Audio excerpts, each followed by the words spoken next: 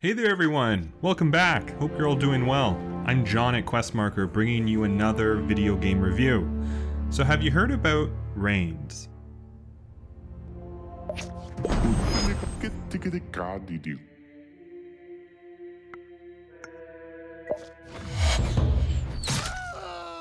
A lot of management and strategy games are a series of yes and no questions. Do I start by the mountains or the fields? Do I care about science or culture? Do I want to build walls and turtle or quick cavalry and Zerg rush? The complexity in bigger titles comes from how multiple yes-no questions kind of all interact and require such intense, precise decision making. But what if we dialed all of that back and gave you 4 different stat bars to be aware of that fluctuated based on isolated, individualized yes-no questions? Well, you'd get Reigns. You play as a king of a kingdom, and all of your various advisors come asking you for problems in the form of little interactive cards. Do you build a church? Yes or no?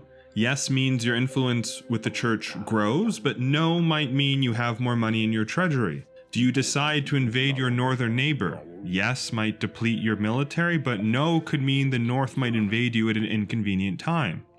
Reigns is a series of these little questions that string themselves together, and your chief responsibility as king is to make sure none of your 4 spheres of influence, the church, the people, the army, and the treasury, deplete entirely or max out. If that happens and you don't have a few safeguards employed, you die.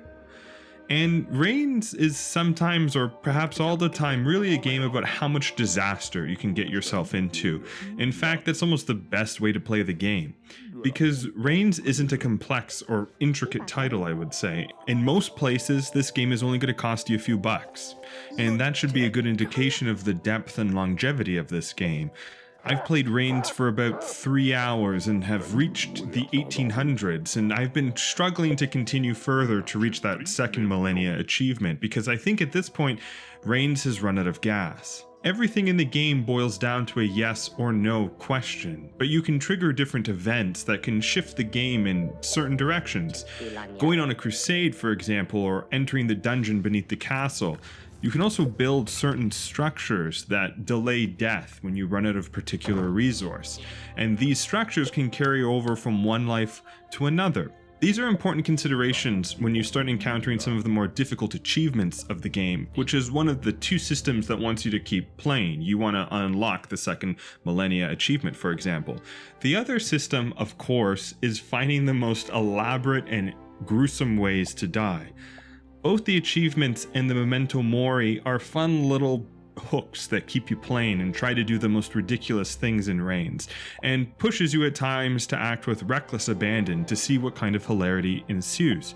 And more often than not, hilarity does ensue. Beneath the surface, Reigns also develops this longer-term sinister quest, dealing with the devil, a puzzle, and a homunculus, and the crusade itself.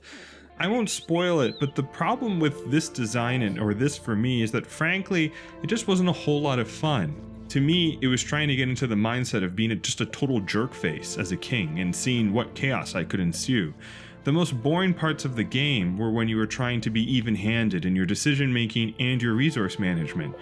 Reigns just doesn't have a lot of satisfying gameplay when you're trying to play this game with strategic mindset. To me, it was just always more fun when you're doing your very best to be the very worst.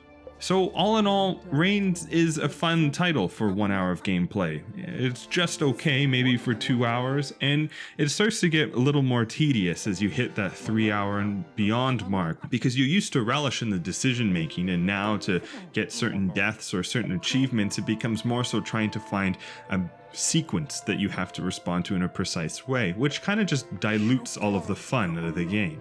And as a side note, I thought this game was a lot more fun when it tried to be more medieval than fantastical. It was cooler dealing with a heretical prophet, for example, than it was when you're trying to engage with a dragon.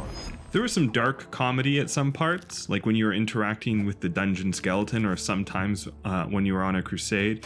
But there were also certain periods where I was king where I just had to kept dealing with this werewolf problem again, or nuns turning into cats, and it was kind of weird. So I can't really give a positive or a negative score here. I think if you come across it on sale, you should give it a whirl. I think if you're playing this game as just a time killer for 1 or 2 hours, it's probably positive. But if you're going kind of beyond that, it's not really going to be a whole lot of fun in my opinion. I think you'll find some tidbits that you'll find enjoyable or memorable in Reigns, but don't overstay your welcome, lest your patience, just like your advisors, turn against you.